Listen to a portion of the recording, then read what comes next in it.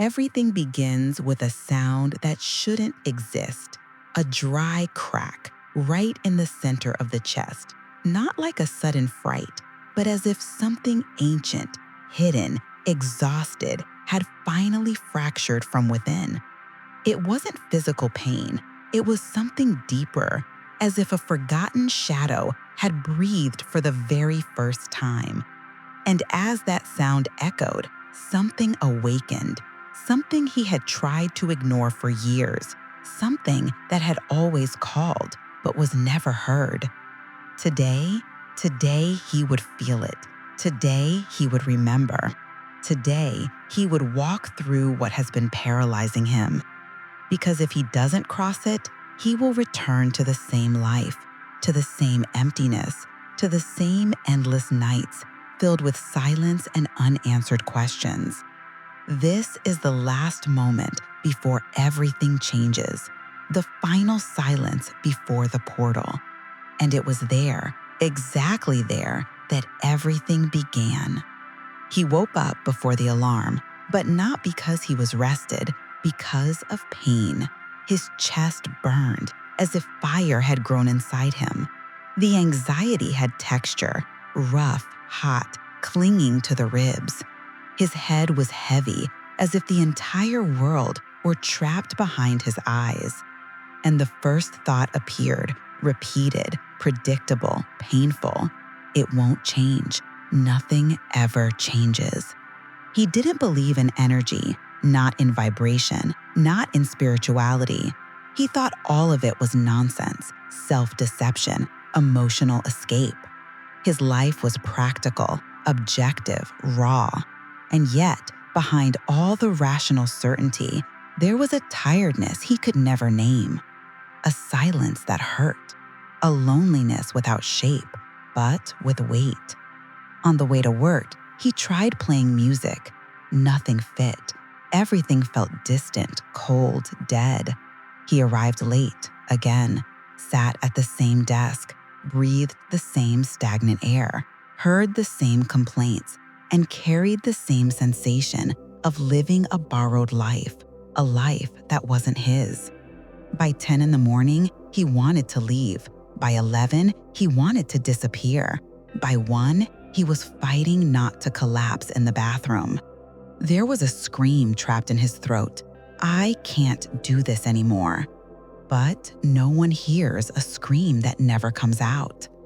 And that day, the fall arrived differently, not as a collapse, not as an explosion, but as a long, silent wave, dragging everything inside him. He tried to be rational, tried to convince himself it was just fatigue, but his body was tired of lying. At 9 at night, sitting on the bedroom floor, he felt something break. This time, not a crack, something deeper, as if a part of him had caved in, as if he had reached the end. And that night, he truly believed it was the end. Not realizing it was the beginning. The house was dark. Only a weak lamp lit the floor. He had no strength to turn on anything else. He lay on the cold ground, eyes open, breathing shallow. And a sharp thought cut through his mind. I lost myself. Nobody talks about this kind of fall, this kind of silence, this kind of loneliness that weighs more than sadness. People ask, "Are you okay?" And you answer, "Yeah, I'm fine," even when everything is imploding inside you. He didn't cry. He couldn't. The body was stiff, frozen, a silence so heavy it made noise. And then something strange happened. Memories began to return. Childhood, an old smile, a buried dream, and a forgotten sentence heard on a distant Sunday.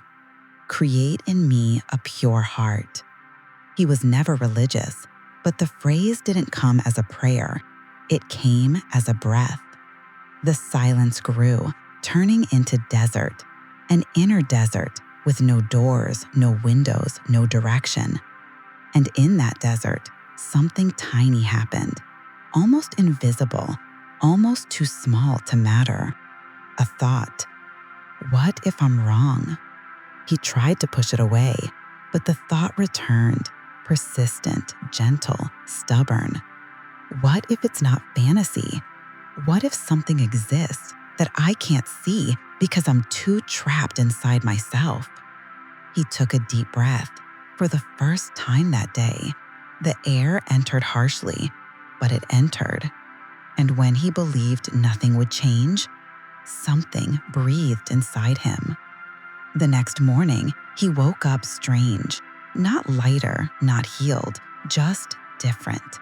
As if the inner silence had opened a small space, a single centimeter of air. He sat at the edge of the bed, closed his eyes, and something happened. He observed his own thought.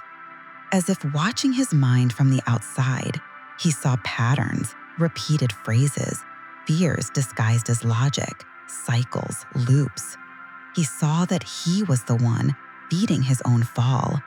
The realization hurt, but it also opened light. He decided, with sincerity, not force, to change one single thought. I can try again. That sentence shifted the air, his shoulders, his chest. On the way to work, small things began to happen. The bus was late, and he didn't get irritated. Someone let him go first in line. A stranger smiled. He smiled back, effortlessly. Small things, almost invisible, but real. His vibration, minimal but new, had changed.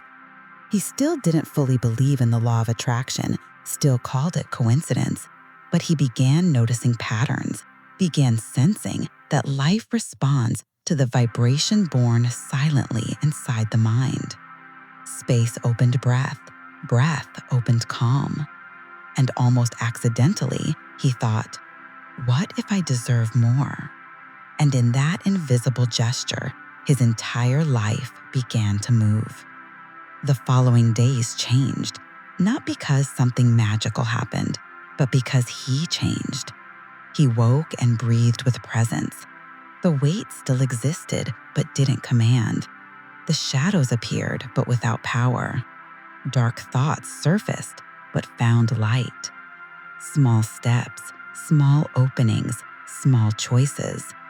And on a gray morning, while he walked, he felt something he hadn't felt in years.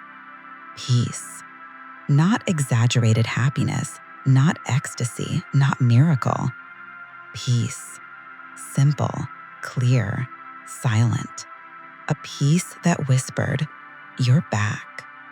The portal opened, not in the sky, inside him.